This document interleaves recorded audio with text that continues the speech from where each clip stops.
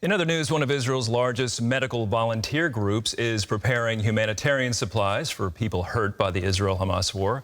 United Hatzalah volunteers first responded when Hamas terrorists struck Gaza border communities. And now the group must get ready for a potentially long-term war. George Thomas has the story from Jerusalem.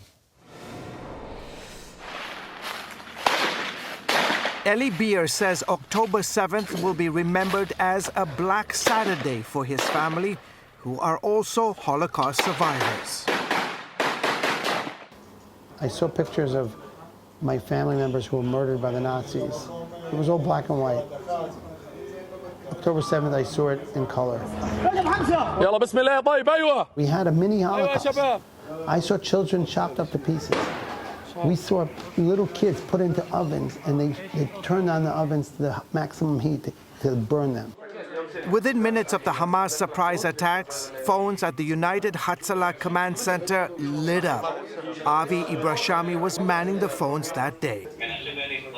It took a while until I really realized that it was going on, but I felt like I was working like an automatic, like a robot. The digital screens at the center blinking with thousands of emergency calls coming in at a feverish pace. This whole screen kept going. You couldn't even see what was going on.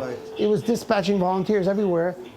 I would say that, first of all, never in my life I saw anything like this. It's looked like a cyber attack. Eli Beer co-founded United Hatzalah, an emergency response organization that has 7,000 volunteer doctors, nurses, medics, and paramedics who rely on GPS technology and ambicycles to get to people in time of medical emergencies.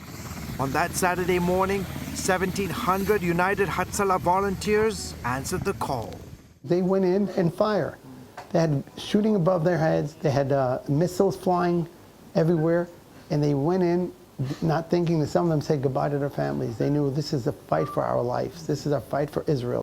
2 volunteers lost their lives, and Hamas captured 2 others. Beer says he never imagined the terror group could pull off such a complex terror operation. Hamas are stupid idiots. They are ISIS. They're not smart people. They just love chopping off heads. This was all Iran behind this whole operation of Hamas. So they came much more sophisticated than we ever imagined. United Hatzalah has about 1,000 of these so-called ambi-cycles and about 400 e-bikes, electric bikes, and about 60 ambulances. And in each of these ambi-cycles, they have a major medic bag, they've got a defibrillator, and obviously a bulletproof vest. But you know what? On October 7th, they immediately realized they couldn't send their volunteers on these ambi-cycles because what? They're basically vulnerable to attack. So now they're under a major campaign to get more bulletproof ambulances.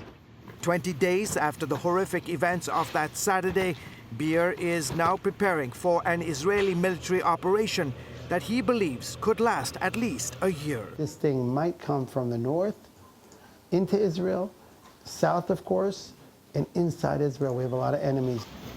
I want to get more ambulances, more bulletproof ambulances.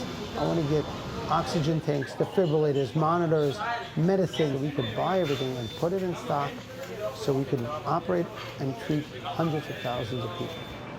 George Thomas, CBN News, Jerusalem.